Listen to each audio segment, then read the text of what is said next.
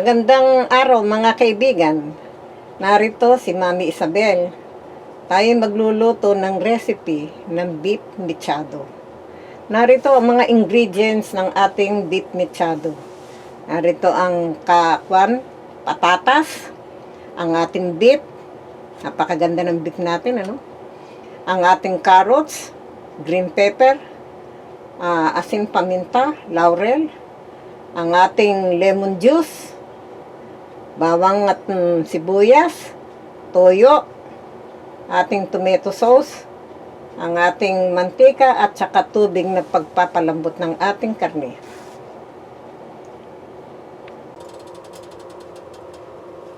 O mga kaibigan, ang ating beef mechado ay ating munang ipipirito. Maglagay tayo ng mantika.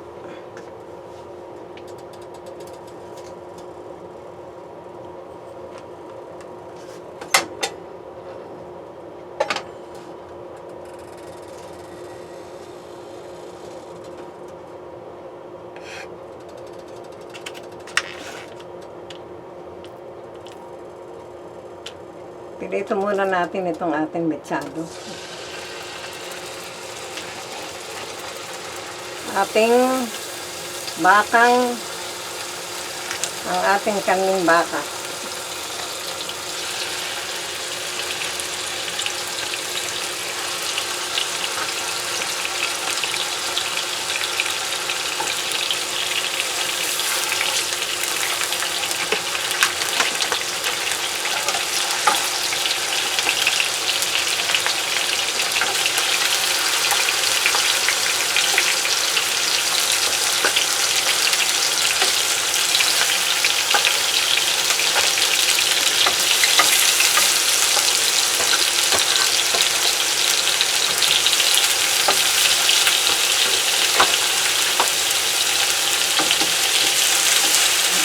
Ito muna natin at pag mapula-pula na, saka na tayo magigisa.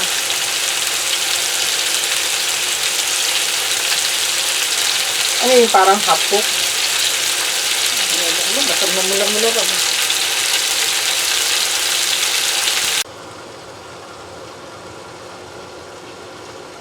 O mga kaibigan, titingnan natin kung mamula-mula na yung ating beef. Ang ating beef mechado. O, ito na, pwede na, mapula-pula na ng konti.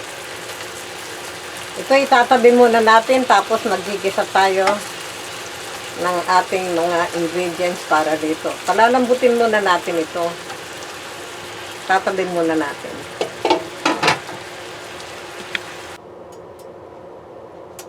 Mga kaibigan, tayo magigisa na ng ating beef mechado. Dahil naiprito na natin ng beef, magigisa na tayo ngayon. Maglalagay muna tayo ng mantika.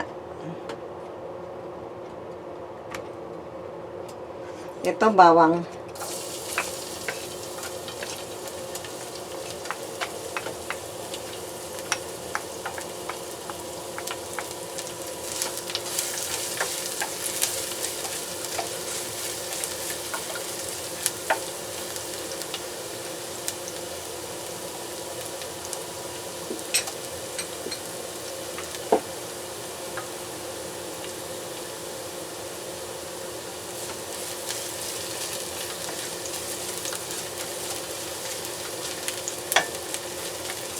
Pupulahin muna natin ng konti itong ating bawang.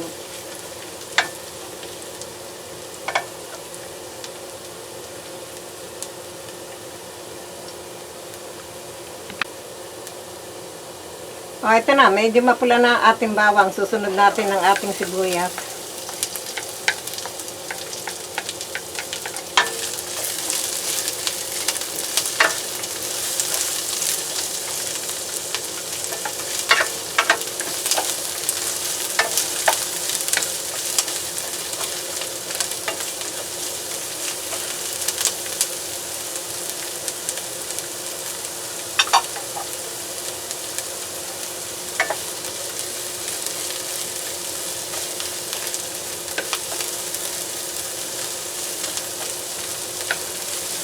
Kukunin muna natin ng konti ang sibuyas.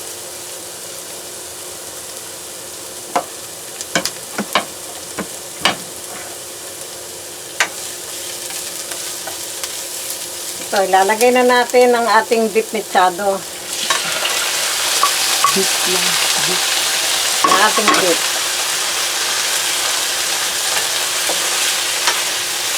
So, yan yung itinabi mong pinirito kanina, di ba? Oo.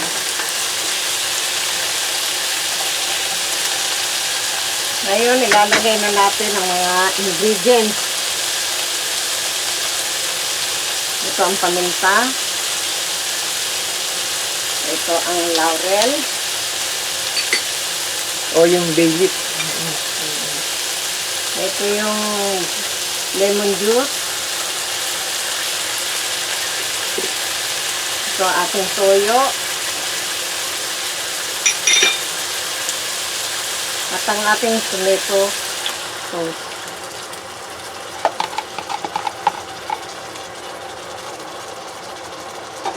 Lagyan na natin ng konting asin.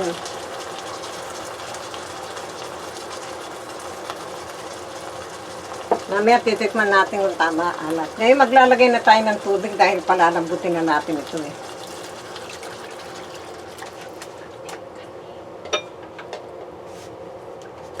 Lalambutin na natin ang ating beef.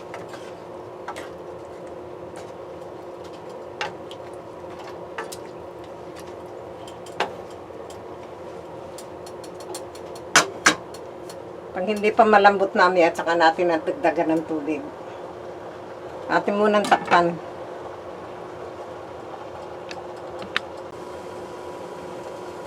Mga kaibigan, tingnan nga natin kung pwede nating ilagay na itong ating carrots muna.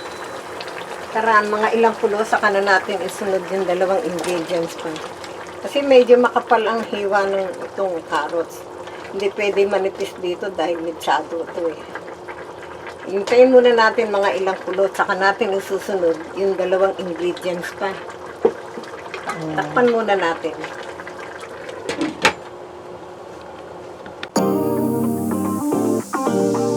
Kaibigan, 5 minutes na itong ating carrots. Lalagyan na natin ang huling ingredient, ang ating patatas.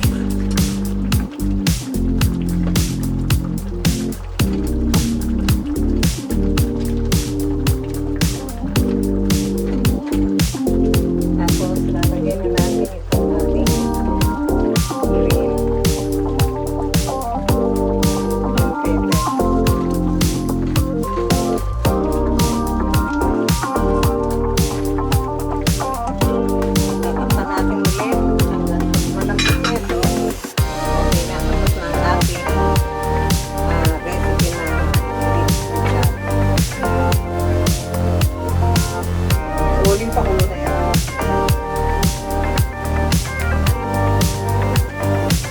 Kaibigan, titingnan natin ang ating beef mechado kung okay na.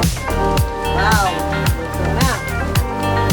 Sarap na kumain. Tingnan mo ang ating beef mechado. Maraming paparisan nyo itong ating recipe nito. Bukod sa masarap, dali pang ito. Matagal lang dito pagpapalambot ng bakay. Pero okay na. Lahat ng ingredients, ang dali na. O ito, papatayin ko na. Tapos na.